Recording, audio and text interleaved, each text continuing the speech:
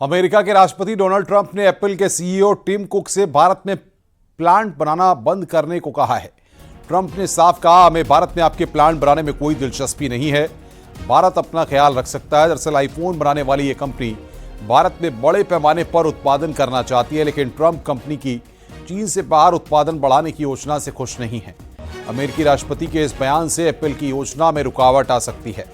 अभी एप्पल ज्यादातर आईफोन चीन में बनाती है और अमेरिका में कोई भी स्मार्टफोन नहीं बनता है। And we have Apple, as you know, it's coming in. And I had a little problem with Tim Cook yesterday. I said to him, Tim, you're my friend. I treated you very good. You're coming in with $500 billion, but now I hear you're building all over India. I don't want you building in India. You can build in India if you want to take care of India, because India is one of the highest tariff nations in the world. It's very hard to sell into India. And they've offered us a deal where basically they're willing to literally charge us no tariff. So we go from the highest tariff, you couldn't do business in India. We're not even a top 30 in India because the tariff is so high, to a point where they have actually told us, I assume you too, Scott, you were working on that also, that there will be no tariff, right? Would you say that's a difference? They're the highest and now they're saying no tariff. But I said to Tim, Tim, look, we've treated you really good. We put up with all the plants that you built in China for years. Now you got to build us. We're not interested in you building in India.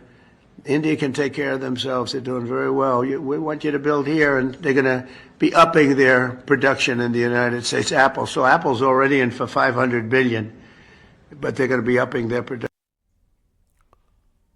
Operation Sindoor में चारों खाने चित होने के बाद पाकिस्तान की सेना और पाकिस्तानी रेंजर्स बॉर्डर पर आतंकियों की घुसपैठ कराने में जुटे हैं और इसी से जुड़ी एक बड़ी खबर है।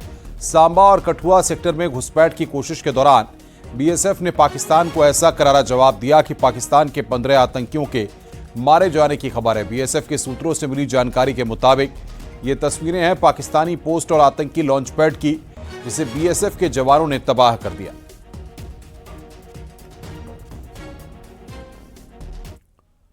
पहाड़ों पर बारिश के मौसम में सफर करना कितना खतरनाक हो सकता है, ताइवान से आई घटना से पता चलता है। यहां पहाड़ से हाईवे पर बड़े बड़े पत्थर गिरने लगे और एक कार सवार उसकी चपेट में आ गया।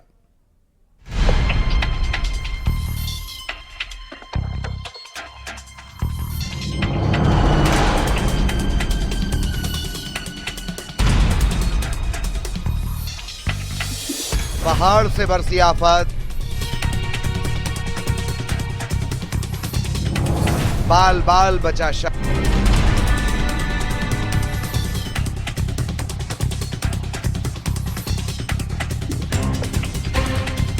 खौफनाक मंजर ताइवान से आया है, जहां पहाड़ी इलाके में सफर के दौरान ये घटना हो गई।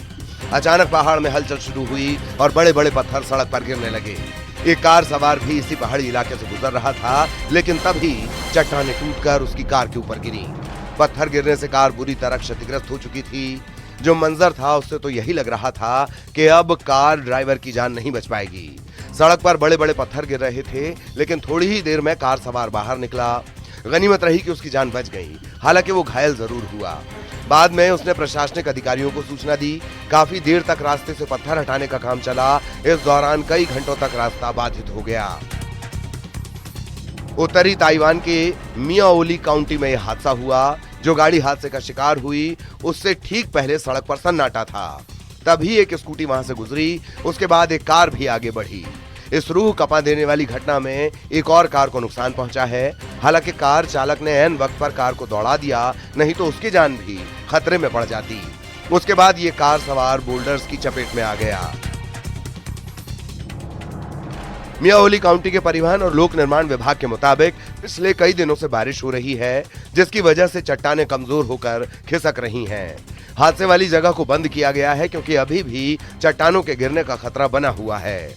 बारिश के मौसम में पहाड़ी इलाकों में सफर करना इसीलिए खतरनाक माना जाता है। Bureau report, news 18।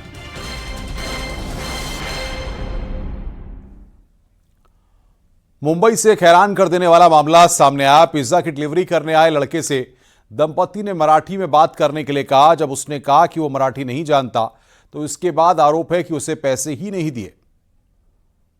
नहीं इतना ही थे। बट क्यों जबरदस्ती मराठी बोलने का? पण क्यों? है यहाँ पे कौन बोला इसे? हमारा ये इतना ही। हाँ, नहीं देने का ना पैसा? हाँ ठीक है ठीक है। सोशल मीडिया पर यह वीडियो वायरल हो रहा है जो महानगरी मुंबई का बताया गया है। इसमें पिज्जा डिलीवरी करने आए लड़के और ग्राहकों के बीच कहासुनी हो रही है। घर में एक दंपति मौजूद थे। वो डिलीवरी बॉय से मराठी में बात करने के लिए कहते हैं। ये भी कहने लगे कि अगर मराठी नहीं आती तो पैसे भी नहीं मिलेंगे। मराठी नहीं इतना ही थे। बट क्यों जबरदस्ती मराठी बोलने का? पण क्यों? है यहाँ पे कौन बोला इसे? हमारा ये इतना ही हिंदी। नहीं आते तो फिर नहीं ऑर्डर करने का ना? आता तो पैसे हाँ, नहीं देने का ना पैसा? हाँ ठीक है ठीक है। मुंबई के भांडुप इलाके का ये मामला बताया जा रहा है, जहां डिलीवरी बॉय ने दंपति को बताया कि उसे मराठी नहीं आती। इसके बावजूद दोनों उसे मराठी बोलने के लिए बाध्य करने लगे। दिखाओ ना, ऑर्डर खराब है तो दिखाओ। ऑर्डर खराब है तो दिखाओ ना मेरे को। फोन करना पड़ा ना मेरे को तुमको कि ऑर्डर ढंग से। मैंने फोन किया था आपको, मैंने स्टार्टिंग कॉल किया था, मैंने आपको एड्रेस पूछने कंफर्म करने के लिए कॉल किया था। त्या संजय पाटिल ना कर फोन। हाँ किसको भी करो, मैं जब आता नहीं मैम जबरदस्ती मराठी बोलने का। बाद में डिलीवरी बॉय के वीडियो बनाने पर भी बहस होती रही। डिलीवरी बॉय बिना पैसे लिए वहां से चला गया। सोशल मीडिया पर वीडियो वायरल होने के बाद लोगों की प्रतिक्रिया भी सामने आ रही है। दंपति के व्यवहार के लिए उन पर निशाना साधा जा रहा है। मुंबई में अक्सर भाषा को लेकर विवाद सामने आते रहे हैं। Bureau report, news 18। जौनपुर से एक बेहद ही चौंकाने वाला मामला सामने आया। यहां एक बुजुर्ग शख्स अजीबोगरीब अंदाज में डीएम ऑफिस पहुंच गया ये बताने के लिए कि वो जिंदा है। ये रिपोर्ट देखिए।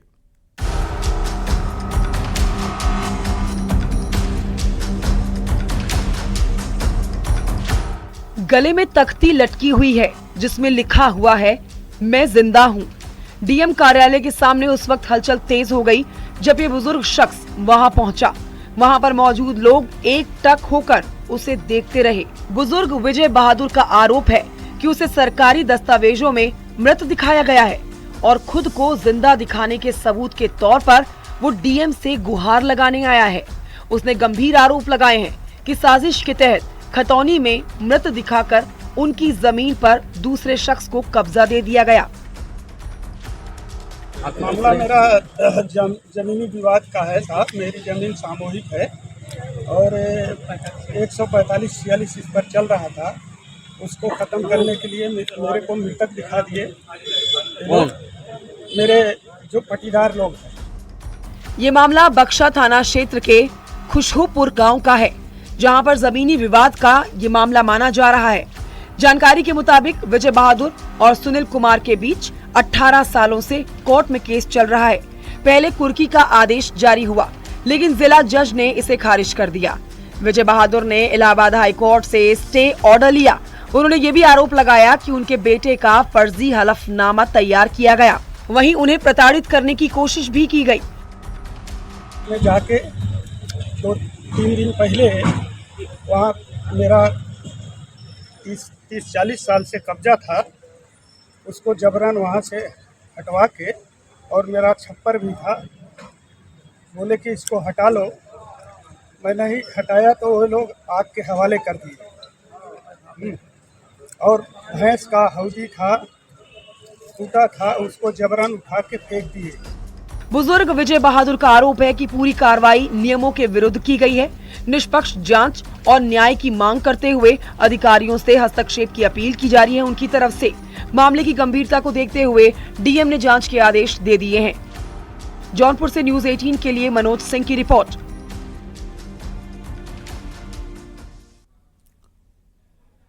मथुरा की जेल में कैदियों को शारीरिक रूप से फिट रखने और उनकी प्रतिभा निखारने के लिए क्रिकेट लीग कराई जा रही है।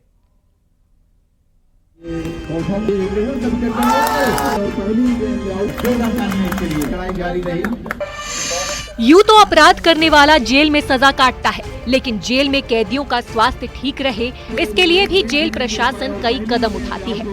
मथुरा की जेल में क्रिकेट लीग चलाई गई, जिसमें कैदियों को अपना टैलेंट दिखाने का मौका मिला। किसी कैदी ने बल्लेबाजी का हुनर दिखाया तो किसी ने गेंदबाजी में कमाल किया। कई बार उनकी बेल नहीं हो पाती है, और कुछ बंदियों की मुलाकात नहीं आती है। तो ऐसे में उनको स्ट्रेस फ्री रखने के लिए एक खेलकूद एक बहुत अच्छा माध्यम है। तो खेलकूद के जरिए वो अपनी जितनी प्रॉब्लम्स है उनको भूल के एकजुट होकर खेलकूद में हिस्सा लेते हैं, तो कहीं ना कहीं वो स्ट्रेस को ओवरकम कर पाते हैं। और एक स्पोर्ट्स एक ऐसा माध्यम है जिससे हम लोग भाईचारे को भी प्रमोट करते हैं। जैसे खेल भावना से जब हम खेल को खेलते हैं तो कहीं ना कहीं यूनिटी जो है हमारे बंदियों में देखने को मिलती है। तो कैदियों ने बढ़ चढ़कर इस लीग में हिस्सा लिया। फाइनल मैच होने के बाद विजेता टीम को इनाम दिया गया। अच्छे प्रदर्शन करने वालों को सम्मानित भी किया गया। मैन ऑफ द मैच और man of the series award भी दिए गए। जिला कारागार मथुरा के सभी बंदियों द्वारा इसमें जो है बहुत एंजॉय किया गया। कुल 130 बंदियों ने इसमें पार्टिसिपेट किया और शेष बंदियों ने इसका दर्शक के रूप में जो है इसको एंजॉय किया और बहुत इसका जो है मजा उठाया। और हम आने वाले समय में भी इस प्रकार की प्रतियोगिताओं का आयोजन करते रहेंगे। अप्रैल में टूर्नामेंट को शुरू किया गया था जिसमें 8 टीमें बनाई गई थी। मथुरा से न्यूज 18 के लिए नितिन गौतम की रिपोर्ट। क्या आपने कभी ऐसा भिखारी देखा है जो फर्राटेदार अंग्रेजी बोले, जिसने इंजीनियरिंग में टॉप किया हो? मध्य प्रदेश से सामने आई इस बुजुर्ग की कहानी वाकई हैरान कर देने वाली है, जहां प्रशासन की लापरवाही ने उसे भिखारी बना दिया। 30,000 पेंशन, 10 लाख बैंक बैलेंस। फर्राटेदार अंग्रेजी, पेशे से इंजीनियर, फिर क्यों मांग रहा लोगों से भीख? ये कहानी वाकई चौंकाने वाली है। 15 अप्रैल को इंदौर से उज्जैन भेजे गए भिखारियों में शामिल एक ऐसे बुजुर्ग की कहानी सामने आई जिसने हर किसी को हैरान कर दिया। पेशे से मैकेनिकल इंजीनियर, फर्राटेदार अंग्रेजी बोलने वाले इस शख्स का नाम देवव्रत चौधरी है। कभी मुंबई की बड़ी कंपनियों में काम करते थे और अब तक उनके बैंक अकाउंट में 10 लाख रुपए जमा हैं। बावजूद इसके इंदौर के राजवाड़ा में मौजूद मंदिर से उन्हें कुछ लोग पकड़कर उज्जैन ले आए। देवव्रत चौधरी बताते हैं कि उन्हें मीसाबंदी होने के चलते 30,000 रुपए मासिक पेंशन मिलती है। उनके 2 भाई हैं, एक सेना में कर्नल और दूसरा बैंक अधिकारी है। वो मंदिर गए थे जहां एक शख्स को वो भीख दे रहे थे। इस दौरान भिखारियों को पकड़ने पहुंचे कुछ लोग उन्हें भी भिखारी समझकर उज्जैन के आश्रम में ले आए। मैं मैकेनिकल में इंजीनियर हूँ और गोबर गैस प्लांट बनाता हूँ। तो क्या हुआ था आपके साथ में जो अचानक? मैं लक्ष्मी मंदिर गया था, 50 साल से जाता हूँ। राजवाड़ा पे जो है महालक्ष्मी मंदिर, तो उस दिन सुबह मैं ऐसे ही चला गया और भिखारी को, मेरा एक भिखारी है, उसको 10 का नोट देने गया और मेरी हालत देख के उस भिखारी को और मेरे को पकड़ कर ले आए। तो चलिए अब आपको इनके बारे में बता देते हैं। प्रशासन की लापरवाही, इंजीनियर बना भिखारी, कॉलेज के रह चुके हैं प्रेसिडेंट, जीवन में नहीं की शादी, मुंबई से करियर की शुरुआत, कई बड़ी कंपनियों में रहे इंजीनियर, विनोबा भावे के साथ 35 साल बिताए। लेकिन सेवाधाम पहुंचे देवव्रत अब यहीं रहकर बच्चों को पढ़ाना चाहते हैं। न्यूज 18 के लिए उज्जैन से अजय पटवा की रिपोर्ट। रणथंभौर नेशनल पार्क की पेराफेरी पर बसे गांव में टाइगर का टेरर बना हुआ है। टाइगर की दहशत के चलते ग्रामीणों का घर से निकलना भी दूभर हो रहा है। आज भी रणथंभौर नेशनल पार्क से निकलकर एक टाइगर कुतलपुरा गांव में घुस गया, जिससे सैकड़ों ग्रामीणों का कलेजा मुंह को आ गया। ग्रामीणों ने घरों की छतों पर चढ़कर टाइगर से अपनी जान बचाई है। देखिए रिपोर्ट। रणथंभौर टाइगर रिजर्व से सटे गांवों में टाइगर का टेरर, ग्रामीणों का घर से निकलना हुआ दूभर। 27 दिन में 2 लोगों को बना चुका है शिकार। बाघ का आतंक जारी, वन विभाग की लापरवाही भारी। खेत में जानवर दिखना बेहद नॉर्मल है, लेकिन क्या हो अगर खेत में बाघ चहलकदमी करता नजर आ जाए? अचरज से आपकी आंखें फटी रह जाएंगी, डर के मारे कंठ से बोल नहीं फूटेंगे।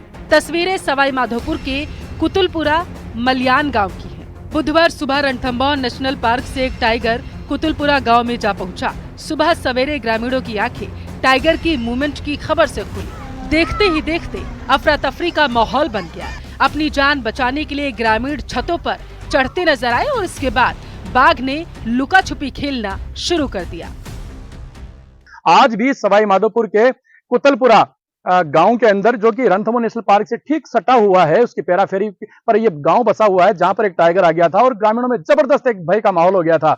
आबादी वाले इलाके से बाजरे के खेत में जा पहुंचा। लोगों ने वन विभाग को सूचना दी। सूचना पर रणथंभौर टाइगर रिजर्व की रेस्क्यू टीम पहुंची। टाइगर की मॉनिटरिंग शुरू की गई। हमारे खेत के अंदर था। सुबह सुबह 6 बजे के समथिंग मैं सो रहा था, तो मेरे को बोला घर वालों ने कि टाइगर आ गया, टाइगर आ गया। तो देखा, बाहर निकल के तो मैंने देखा खेत में था टाइगर। तो वहाँ पे पब्लिक इकट्ठी हो गई। हमने डिपार्टमेंट को इन्फॉर्म किया, क्योंकि हम डिपार्टमेंट से जुड़े हुए हैं, तो उनको बताना भी जरूरी होता है कि हम कुछ कर नहीं सकते, किसी को नुकसान पहुंचा दे। तो इसलिए हमने डिपार्टमेंट को बताया, डिपार्टमेंट टाइम से आया। और टाइगर को लेकर के ग्रामीणों में कितना डर है इस वक्त? टाइगर को लेकर के ग्रामीणों में डर है। आज आया तो हो सकता है कल भी आ सकता है।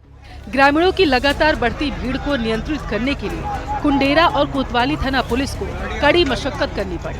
वन विभाग की टीम ने खेत में घुसकर जैसे ही ट्रंकलाइज करने का प्रयास किया, टाइगर ने खेतों से एक बार फिर से छलांग लगा दी और निकलकर पास ही में बने एक होटल में जा घुसा। होटल में टाइगर के घुसने से होटल कर्मी और पर्यटक दहशत में आ गए। पर्यटकों ने कमरे में घुसकर अपनी जान बचाई। यहाँ पर टाइगर का मूवमेंट हुआ था पीछे से, तो वो टाइगर उसने मतलब ये जो वॉल है यहाँ पर, इसको क्रॉस करके अंदर आ गया था प्रॉपर्टी के अंदर। प्रॉपर्टी के अंदर आया तो सब स्टाफ था, स्टाफ को अंदर किया और फिर जो रूम स्टे थे उनको अंदर किया। तो काफी देर तक अंदर ही रहा वो, कम से कम 30-45 मिनट्स अंदर ही मूवमेंट रही टाइगर की। तो वन विभाग कर्मियों ने आकर उसको मतलब कैप्चर पकड़ा कि वो पीछे की तरफ निकल गया, स्विमिंग पूल साइड जाकर वो पीछे जो खेत है वहां पर निकल गया। इसके बाद वन विभाग की टीम ने एक बार फिर से प्रयास किया और टाइगर को बड़ी मुश्किल से ट्रंकुलाइज किया। ट्रंकुलाइज करने के बाद उसे सुरक्षित जंगल में छोड़ दिया गया। जिस टाइगर को वन विभाग की टीम ने ट्रंकुलाइज किया, उसे कुछ विशेषज्ञ कनकटी बाघिन बता रहे हैं, जिसने 2 लोगों को मार दिया था, लेकिन वन विभाग ने अभी तक इसकी पुष्टि नहीं की। बहरहाल कुतलपुरा गांव के ग्रामीणों ने टाइगर के रेस्क्यू के बाद भले ही राहत की सांस ले ली हो, लेकिन खतरा अभी टला नहीं है। ग्रामीणों को अंदेशा है कि टाइगर किसी भी वक्त दोबारा गांव में आ सकता है।